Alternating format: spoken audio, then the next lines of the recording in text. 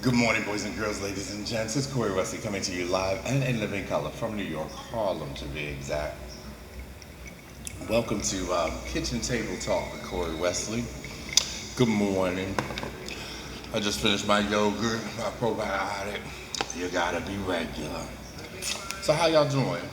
Y'all causing trouble complaining? Some of y'all being racist, so stop it. Anyway, oh my God, I slept really good last night. I just started taking omega and DHA, which is for your memory and depression and muscles and things, and I'm actually feeling really much better since I've been taking those vitamins. Oh my God, I haven't heard traffic in so long. There's traffic outside, and now it's 7:50, and I've been getting up around this time, but now I'm probably gonna have to get back up early because it's quiet, and then I can do these videos because I don't need all this noise in the background living on Fifth Avenue. Child, please. Well, I have been, like many others, in a thought process or reflecting and trying to understand how did we get here, how can I invoke change. Also, knowledge is power, understanding what your history, black history is not taught in America as it should. I think the younger generation, the millennials, know a little bit more than I do. And if you scroll through TikTok, some of those people, and Caucasians and blacks and Asians and Hispanics, all are breaking some of the history of black history down. So I'm not an educator, so I don't know if there's a new curriculum in schooling that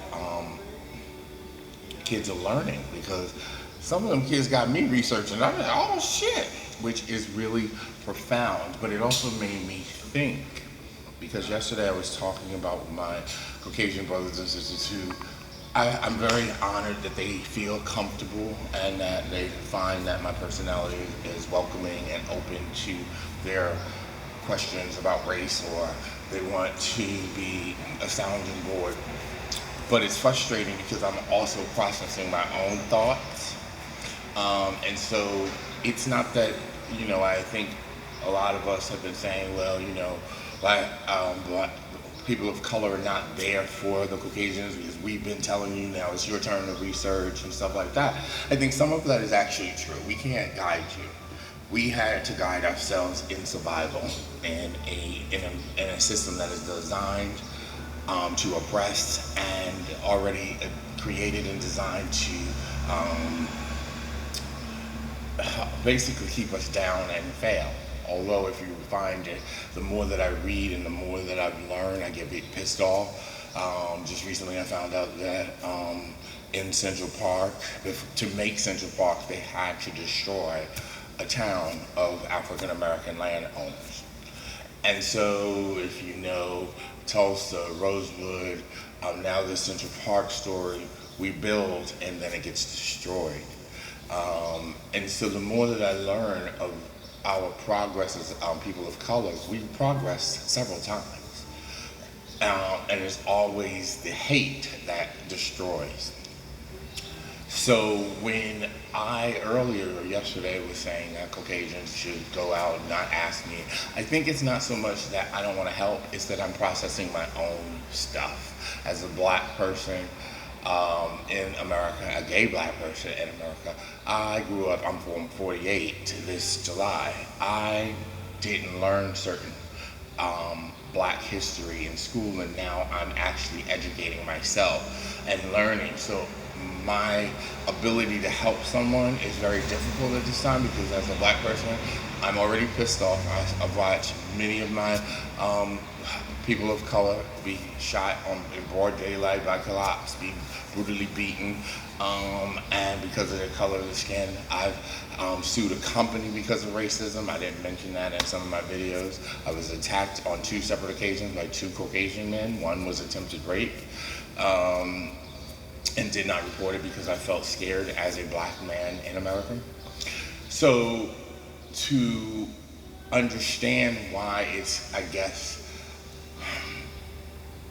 it's frustrating for African Americans who are processing just like Caucasian people, it's very, I guess, insensitive to throw your own thoughts and opinions out there to a black person when they are also learning, processing, fed up, tired, and really don't want to hear what you have to say unless a Caucasian has to say, unless it's really guidance on, hey, this is what I posted, but I think this is wrong, and then help. But to confirm your frustration with a black person doesn't really care about a Caucasian's frustration in this matter. We've been frustrated for decades. And the more that I learn, I'm frustrated because my ancestors have been dealing with this shit and they ain't here, and now I have to take on their burden. And I'm gladly going to accept that burden, but I don't want to hear that someone who just now became woke about their frustrations, because my true answer is, what are you going to do? Tell me what you did to combat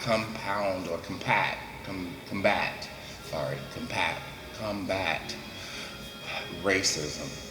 What did you do? What did you post? Who did you challenge in the Caucasian community to put them in, not in their place, but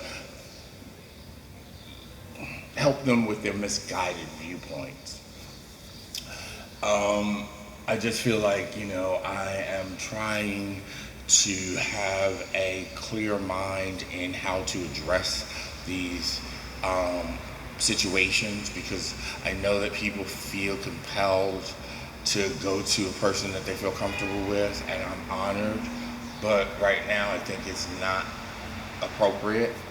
I really don't care what you people have to say, because I want to see change. And as I said before, African Americans, people of color, cannot dismantle racism. It's our Caucasian people. And it's the Caucasian people that are passionate, that want change, but they don't know what to do. Well, you just gotta act. You just can't just continue to sit there and dive into African Americans' DMs and tell them your frustration. Just go ahead and do something. Tell that African American person of color what you did. Stop complaining with them, because we've been complaining. Enough complaining already. We need our Caucasian people to stop complaining and start acting. Actions speak louder than words. So that's really, I'm still processing. I want to have an intellectual viewpoint when it comes to addressing conflict, uncomfortable situations. I'm diving in and researching to figure out how to do that. This should be a period where we all individually who are impacted by this event to be better people. You got to do that individually. And I don't inject what I'm doing onto other people, because it's not proper. A friend of mine said, well, why do you keep posting all of these Caucasian people talking about racism? Why? That's all air talk. I said, no, that's incorrect. Black people have said this enough. I don't want to see another black person complain about racism. They've complained about it enough. I hate to say it, I'm gonna be honest with y'all, it's enjoyable to see my Caucasian brothers and sisters complain about it. And they just started. We've been complaining about it for decades, from my ancestors down the line. The lineage of complaining goes beyond my recollection, beyond my thought process. This shit been going on forever. So I don't want to hear it's fun, but I want America, my black people of color, to see Caucasian people changing, and I know this is just the beginning for them, and I hope that it continues. However, we have to see more Caucasian people standing up and fight against racism, because then that will give African Americans, people of color, hope. That's why I'm posting more Caucasian people, because those are the people that are acting. The people that are going in people in DMs and sliding into people's DMs, that's boring. Get over it. It's just not what we need right now. Truly. That's not acting, that's complaining. And people of color don't want to hear Caucasian people complain about racism or piggyback on their thought processes. It's kind of annoying. Anyway, what's my next topic? I don't have no words for the LGBT community. I'm almost done with y'all. Truly, truly done. Because that fucking no blacks versus no femmes. First of all, I'm sorry. No blacks, no femmes, no Asians, no fats, whatever. That's so bad, first of all. First of all, I don't even think you should lump no blacks in with no femmes and all that, because no blacks, you know, the argument in the LGBT community is that it's a preference. And if you want to argue it, then that's fine. If it's your preference, that's fine, but I don't think it should be on a person's profile. That's one. Two, I'll accept that it's a preference, because I do date Caucasian men. And I have said, you know, sexy black guy looking for a sexy white guy, whatever. Okay, sure. So if you want to argue the preference, no blacks on people's profiles is a psychological dig to a black person. So that's the game that we want to play. Now then, if people want to play a game of semantics, I can play it too, because I'm that smart too. So if you want to call it a preference, then that is psychologically damaging to black people. So let's talk about the psychological impact seeing no blacks has on a black person in the LGBT community who is already defending your community of being discriminated on the low totem pole, because it looks like Trump is trying to take all your rights away, from adoption to legalizing marriage and all that. He's trying to take all that away. But if it wasn't for a black trans woman, you wouldn't have half the rights that you have now. And it's just absurd to me that we have to have this debate. So if it is a preference, fine, I'll accept that. Because see, I can play devil's advocate. So we can play devil's advocate, but then let's talk about the psychological impact seeing that two black men that are already oppressed have on them. Enough said. So now we can debate preference, or now we can talk about psychological impact. Whichever you choose is still wrong. And for my black brothers out there, my people of color, if you let a white man call you the N-word during sex, and I know that's role play, and that might be your choice, but it's fucked up. And that is my opinion, and I stand by it, and I'm going to stand by it until the day I die. I think it's unacceptable.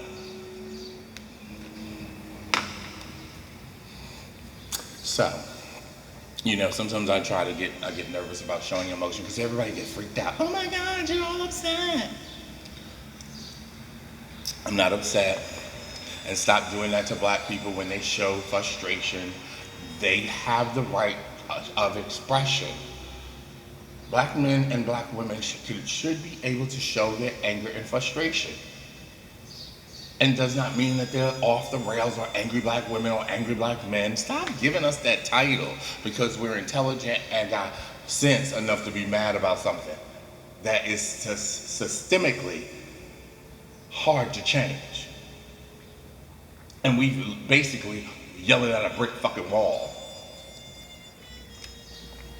But we will continue arguing. We will continue to fight. There is no wrong or right. But it's psychologically that no blacks on people's white, Caucasian, gay men's profiles is wrong.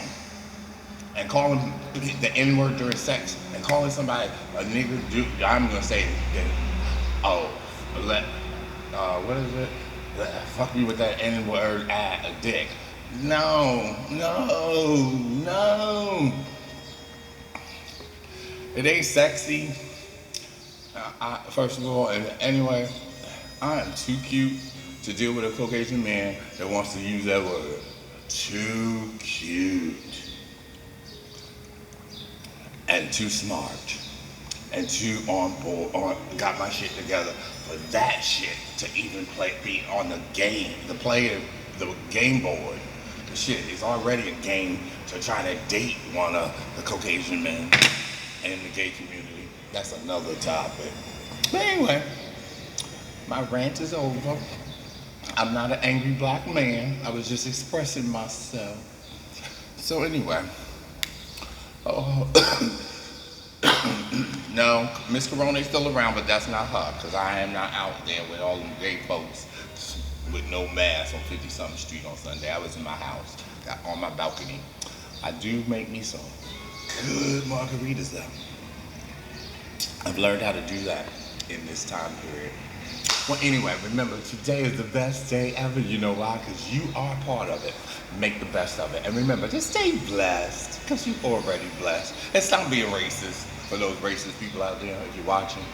And thank you again for tuning into Kitchen Table Talk TV. Remember to subscribe on the bottom of the button. I do need followers. And I'll be back with another segment of Kitchen Table Talk where I have something else to say. Bye. Thanks for watching.